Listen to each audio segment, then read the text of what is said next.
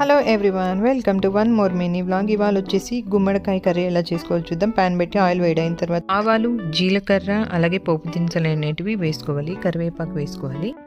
సన్నగా కట్ చేసుకున్న ఆనియన్స్ని వేయించుకోవాలి. వేగినప్పుడు మనం ఉప్పు యాడ్ చేసుకోవాలి.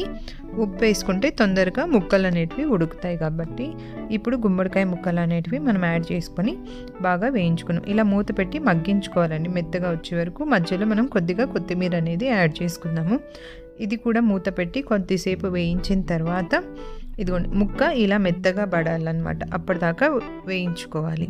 ఇప్పుడు మనము ఇందులోకి పసుపు, అలాగే ధనియాల పౌడర్, అలాగే కారం కూడా వేసి బాగా వేయించుకున్న తర్వాత సన్నగా తురుముకున్న కొబ్బరిని కూడా యాడ్ చేసుకొని బాగా కలిపి దింపేసుకుంటే ఎంతో రుచికరమైన గుమ్మడికాయ కర్రీ అనేది రెడీ. సూపర్గా